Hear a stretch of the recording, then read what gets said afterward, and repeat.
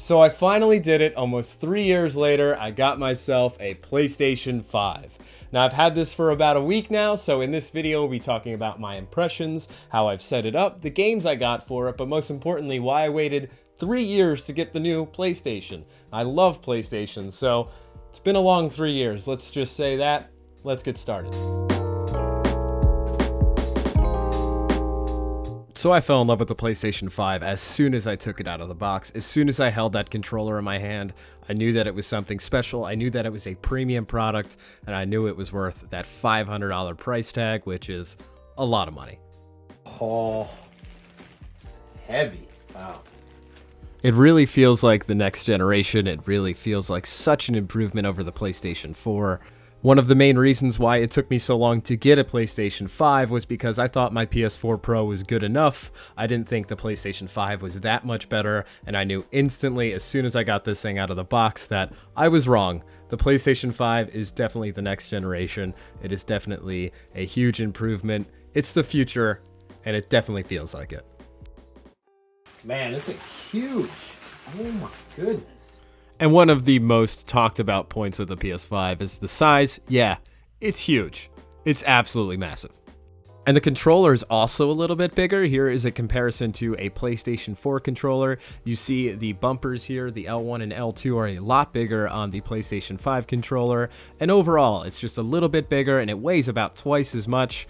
This is my favorite part about the PlayStation 5.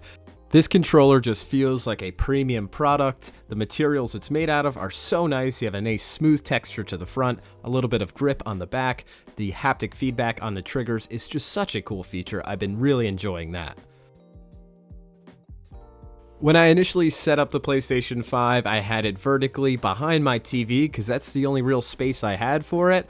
I decided to order some horizontal stands because having it vertically right there, it was just too exposed. I have two cats that might knock it over. I don't want it to get super dusty, so I decided it has to go right here in my entertainment stand, but I had to make some space and get rid of my PS4 Pro. Just move it out of the way and tuck her onto the bottom shelf for later.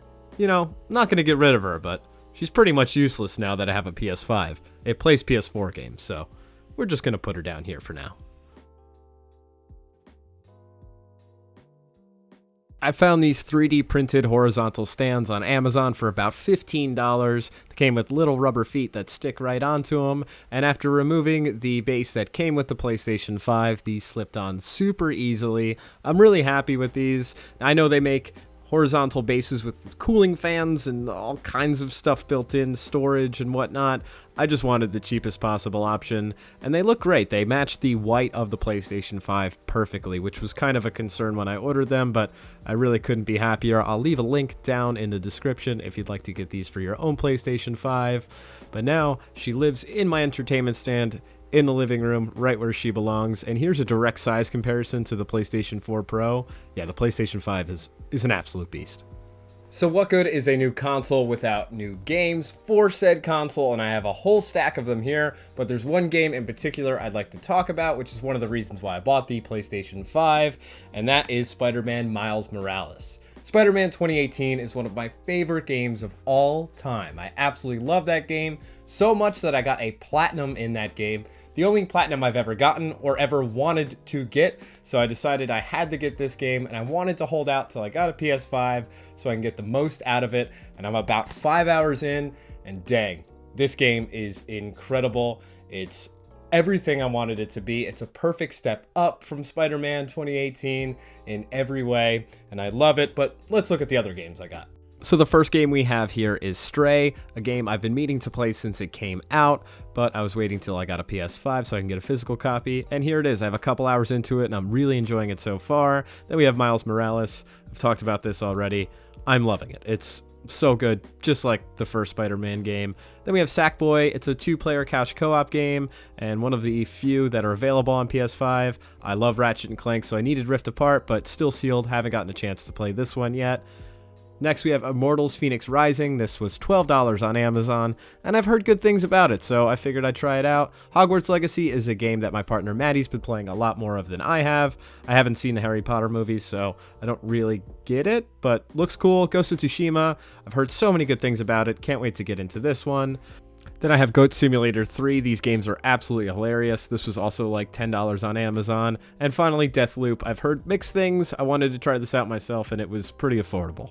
So that's a pretty decent collection to start with, but there are a few games I still really want, and a few games that came out recently which really pushed me to get a PlayStation 5, one of those being the Resident Evil 4 remake. Now, I absolutely love the original Resident Evil 4, so I can't wait to play the remake of that, as well as the remake of Dead Space. That remake looks awesome. I've heard nothing but good things about it. Also, Horizon Forbidden West is a game I've been meaning to play for so long, so that is definitely on my list, as well as God of War Ragnarok, which was up for Game of the Year last year. It looks incredible. I played some of the God of War game on PS4, but not all of it, so I'd like to maybe play that through and then get on to Ragnarok. Heard so many good things about it, but if you have any recommendations for games for the PlayStation 5, please leave them down in the comments below. I want to play this console a lot and for a long time, so I'm going to need a good library of games, so any recommendations that I haven't mentioned or I don't own, please leave them down in the comments below. So here are a few reasons why I waited so long to get a PlayStation 5. First one being, it's $500, and $500 is a lot of money. I don't think I need to explain that anymore.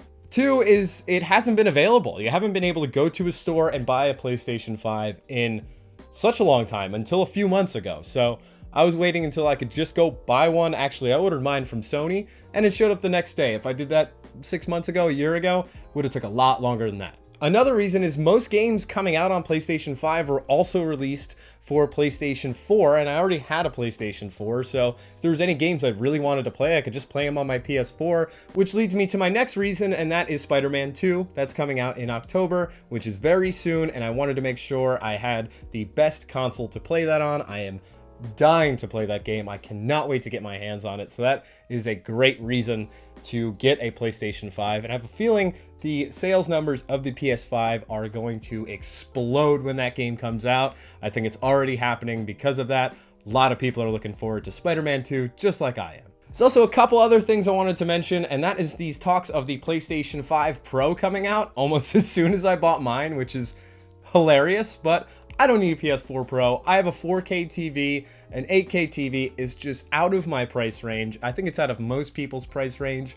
I see no need for a console more powerful than this. It's already blown me away with its power, so I'm not worried about a Pro at all. Another thing I wanted to mention is the Spider-Man Special Edition coming out, and I've been talking about Spider-Man a lot in this video, so you'd think I'd want that really badly, but how is it a Special Edition if I could just go buy the faceplates and the controller separately? So I'm not that worried about it. If I really want my PlayStation 5 to look like that, I can just go buy those things on their own. So there you have it. I'm kind of glad I waited a little while to get my hands on a PS5. It feels that much more special, and I'm absolutely in love with it. Please leave a comment down below if there are any games I should play for this thing. Like the video if you liked it, and don't forget to subscribe. There is a ton of content on the PlayStation 5 coming to this channel very soon. So like I said, click that subscribe button. Thank you so much for watching, and I'll see you soon.